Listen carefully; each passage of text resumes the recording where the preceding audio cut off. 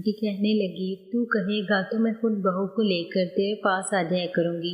शेरू, मेरी बात तो सुन लीजिए पहले। मैं चाहता हूँ कि आप कभी भी किसी पर जी जाहिर नहीं होने देंगी और कभी मुझे ज़बरदस्ती बुलाने की कोशिश नहीं करेंगी। खुद सही वक्त और मौका देख कर आऊँगा। अब मुझे देर हो रही है, बहुत टाइम हो गया है घर से निकले हुए। मेरे इतना कहते ही आंटी के चेहरे पर रौनक आ गई। दोनों को बारी बारी से किस किया और दोनों को मिलकर अपने कपड़े दुरुस्त करने लगा। तंजीला की सास, बेटा जल्दी आना, मुझे इंतज़ार रहेगा तुम्हारा।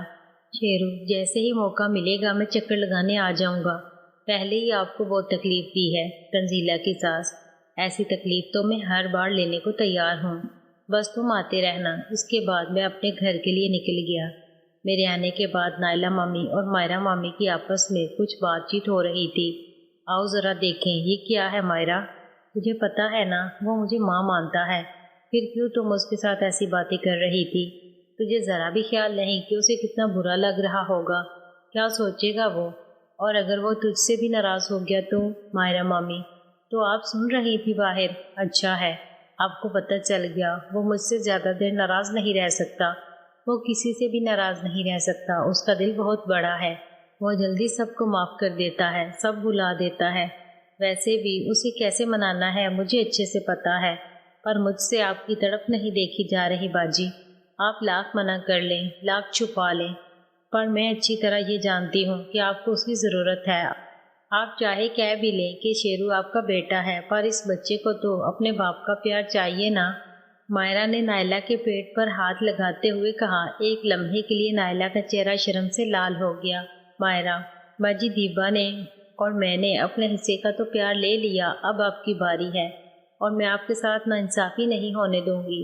शेरू को आपको प्यार करना ही पड़ेगा। बाजी, आपको मेरी बात माननी होगी। नायला मामी, ये तू क्या कह रही है मायरा? तू जानती है वो कभी नहीं मानेगा। मैं चाहे कुछ भी कर लूँ, वो नहीं मानेगा। हो सकता है मैं उसकी नज़रों से गिर जाऊँ। नायला के ऐसे जवाब से मायरा को कंफर्म हो गया कि नायला भी इस सब के लिए तैयार है, बस शर्म आड़े आ रही है। नायला ने अनजाने में ही जवाब दे दिया। हकीकत में उसकी रजामंदी थी। मायरा, आप कुछ मत सोचें, बस मैं जो कहूँगी वो करती जाना।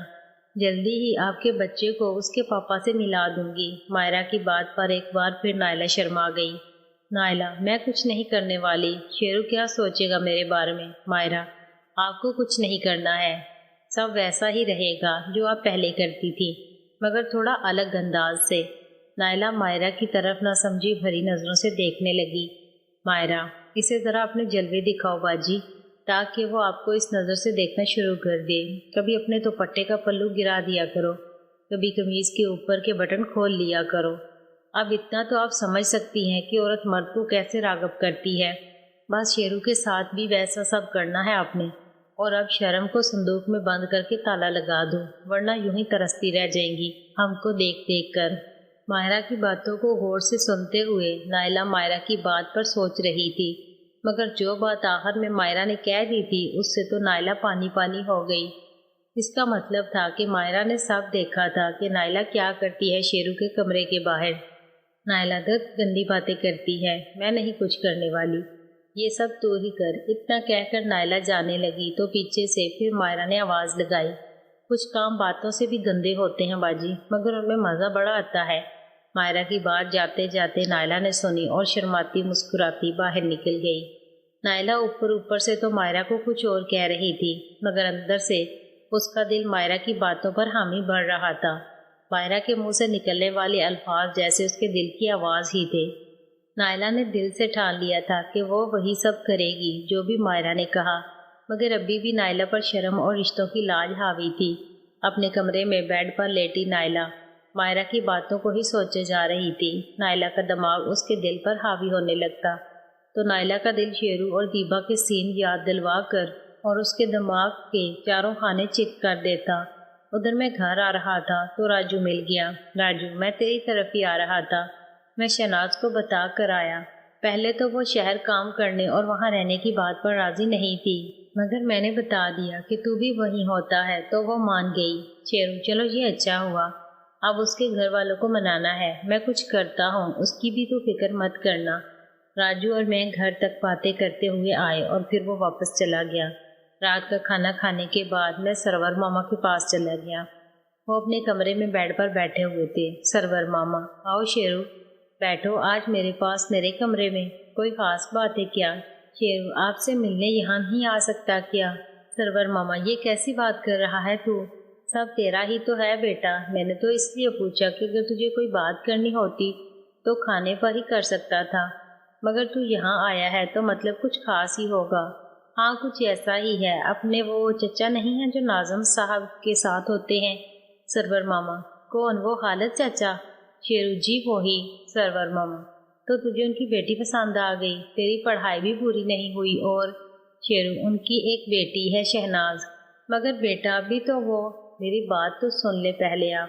میرا دوست راجو شہناز کو پسند کرتا ہے اور شہناز بھی اسے پسند کرتی ہے، دونوں شادی کرنا چاہتے ہیں، مگر شہناز کے ابو نے کہا ہے کہ راجو کچھ کرتا نہیں ہے اور وہ شہناز کی شادی گاؤں میں نہیں کرنا چاہتے۔